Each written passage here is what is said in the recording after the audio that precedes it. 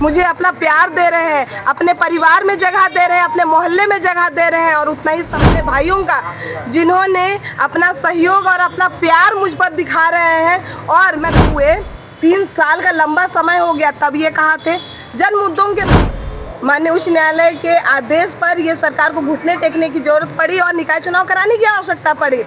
आज से कोसों दूर है, नगर निगम आज नरक निगम की स्थिति में पहुंच गया है। कार्यालय का शुभारंभ आज हुआ है।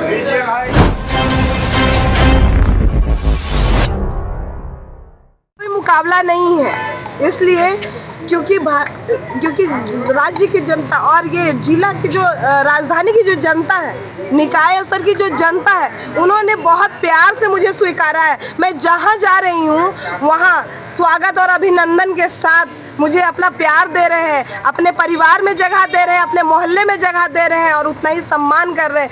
इसलिए मैं सभी का आभार जता रही हूँ। सबसे ज़्यादा मैं आभार जताती हूँ अपने दोनों विधायकों का, मैं आभार जताना चाहती हूँ अपने सांसद का सहित अपने सारे बड़े भाइयों का, जिन्होंने अपना सहयोग और अपना प्यार मुझ पर दिखा रहे हैं। और मैं धन्यवाद देना चाहती हूँ भाई संदीप जी का, जिनके आवास पर मेरा कार्यालय आज खुल रहा है।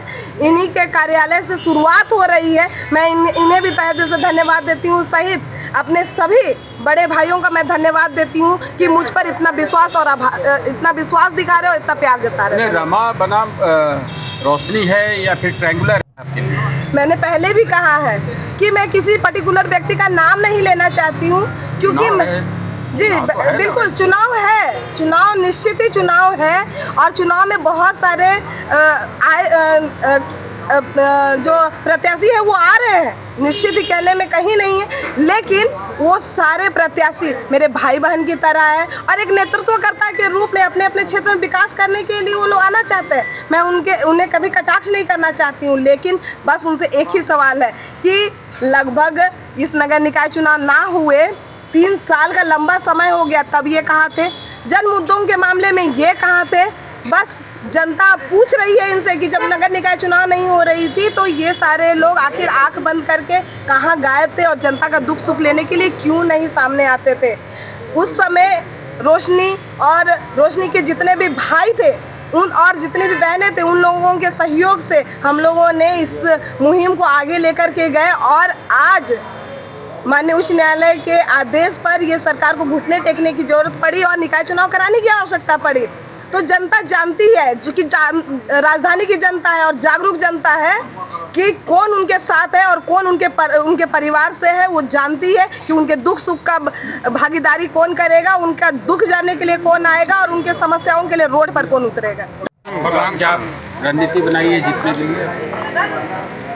रांची से मेयर पद की उम्मीदवार भारतीय जनता पार्टी की अधिकृत प्रत्याशी का ये प्रधान कार्यालय का शुभारंभ आज हुआ है। यहीं से रणनीति भी बनेगी और विजय का गाथा भी इसी कार्यालय से लिखी है। आप देख रहे हैं कि हमारे इस शहर की रोशनी बनने वाली रोशनी खलगोजी भी है।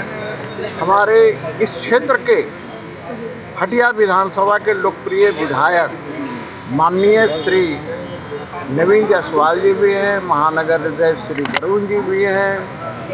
इस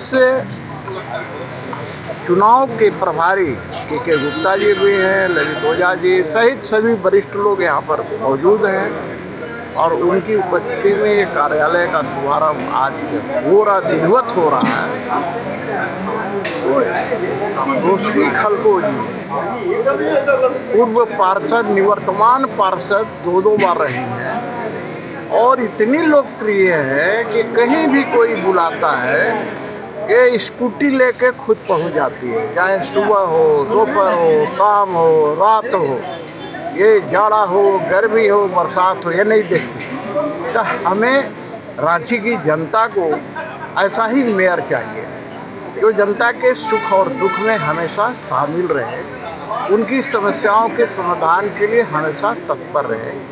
तो आज मैं धन्यवाद देता हूँ संदीप जी को, उन्हीं का यह आवास है, और यहीं पर खुला है।